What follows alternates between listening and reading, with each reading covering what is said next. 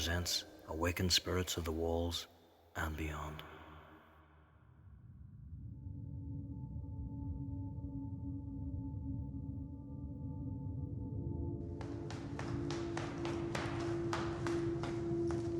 He made his way down the narrow and winding staircase. It seemed never-ending.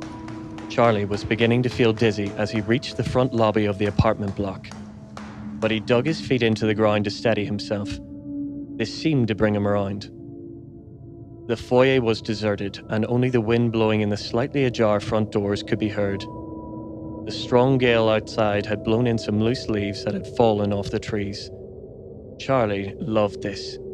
It was autumn, his favourite time of year. Others had always questioned Charlie on his strange adoration of this season, with its early dark nights and cold, stormy weather. But he had no answer for them. That's just the way he was wired. Most people thrived off spring and summer with its life and renewal, where they could sit out with friends and drink cocktails or whatever it is that people do. But Charlie had never been like this. He enjoyed the solitude of the harvest months, when him and his girlfriend Laura could cuddle up on the sofa on wet and windy nights, watch TV and not have to bother with anyone else. He was a man of simple pleasures, and with Laura, he had finally found someone who understood him and liked the things that he did. Unfortunately, theatre was not one of them, and that's where Charlie was on his way now, St. Colum's Hall, to review a play for the local paper. It was a convenient job and fitted his needs as it promoted isolation. He could see the play alone, review it at home alone, and still get paid. Perfect. He had tried to convince Laura to go, but she wasn't feeling well.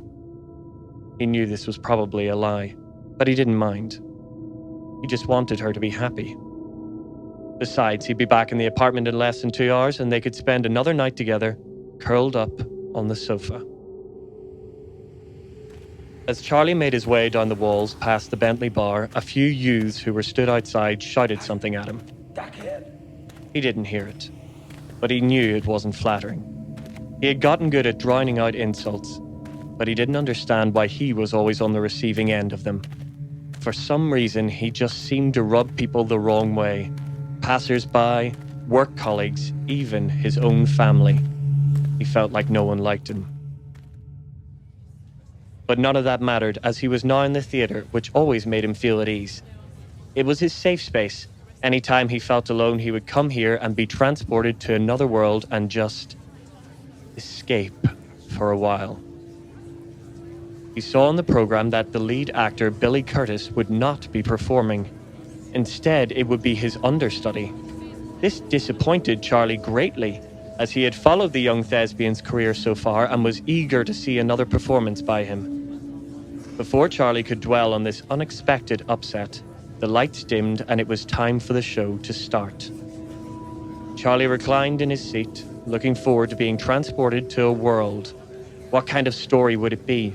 Would it be a romance, a thriller, a coming-of-age tale? He couldn't wait to find out. But, just as he got comfortable and lay his head back, the strangest thing happened. The lights of the auditorium came back on. Was it a fire drill? Charlie checked his watch, and to his astonishment, 2 hours had passed. The play was over, yet it seemed like it had never happened. Did he fall asleep? Black out? All he knew was that the crowd were now shuffling out in discussion of a play that flashed before his very eyes. The cold October air stung his cheeks as he stepped outside St. Colum's Hall. Charlie was still baffled, but he was comforted by the fact that he would soon be home, back to the warmth with Laura. As he came close to their apartment building, he tried to think of any possible explanation. He hadn't wanted to admit it, but these blackouts had happened a few times before. Yet he was afraid to go to the doctors in case he was very sick. He'd rather not know. As he made his way into the apartment and up the long, winding staircase, Charlie sarcastically thought that maybe it was the new actor in the play that had knocked him out. The one covering for the jewel in the local theatre's crown, Billy Curtis. Although it was only a joke in Charlie's head, he did genuinely consider it for a moment. Such was Billy's charisma and stage presence. He was an absolute spectacle, a master of the art. At such a young age, he had the ability to effortlessly hold one's attention and cast a spell over a whole room. That a complete stranger could do this was astonishing to Charlie. He was both in awe and, if honest, deeply envious of Billy. He had longed all his life to be memorable, to stand out. This was the thoughts that went through Charlie's head as he turned the key in the door of the apartment. He had a huge wave of excitement to see Laura again. She would make it all better, as she always does. And there she was, curled up on the sofa, ready for another night of Netflix. "I'm back, Angel," said Charlie. But Laura didn't reply. He was starting to find it hard to sit beside her due to the smell. She didn't look like she once did, but it was still his Laura. He'd only been with her for 3 weeks, but the decay wouldn't put him off. She was perfect in his eyes. "I just have to go to the toilet, but when I come back, we'll cuddle up," Charlie said. Laura again didn't answer. She couldn't, of course. Charlie went to grab air freshener, but didn't remember where it was. The apartment was all very new to him. He'd only visited for the first time 3 weeks previous. Laura hadn't been expecting him. He checked the cabinet. Nothing. Drawer. Nothing. Under the sink. Nothing. He was miffed, but he thought he would have a final look behind the shower curtain. It would be a strange place to keep it, but he thought, why not? As he pulled the shower curtain back, he was pleased to see it. He reached over, swatting away a few flies as he did. He'd have to do something about them soon. There was now getting a suspicious amount.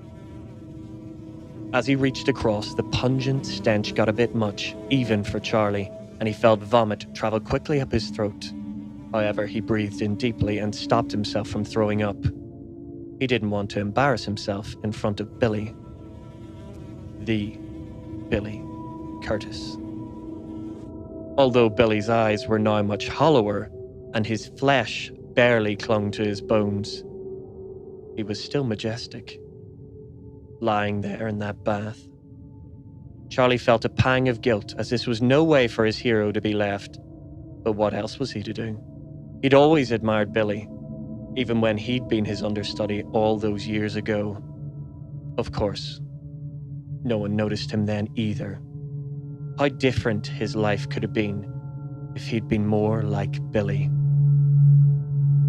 Being with him so much had made the last 3 weeks the best of Charlie's life. He'd met his hero, after watching him for all those years, and even met his girlfriend. And now they were all sharing an apartment. He was their equal. In fact, sometimes he felt more than equal. He felt like Charlie was dead, and he was now Billy, and that Laura belonged to him. It made him feel so special as he sat down beside her again on the sofa, his prize. He lay his head on her shoulder, which felt weak and squidgy, so he didn't apply too much pressure. This was all he ever wanted. Attention. A normal life. And someone to curl up with on the sofa. He knew this bliss couldn't last forever. They would find out soon. But even when they did, at least they would notice him.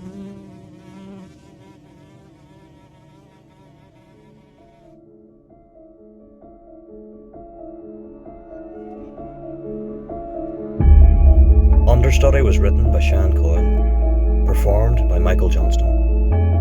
Original music by Colin Norby. Sound design by Brogan Wakely. Thank you for listening to Awaken Spirits of the Walls.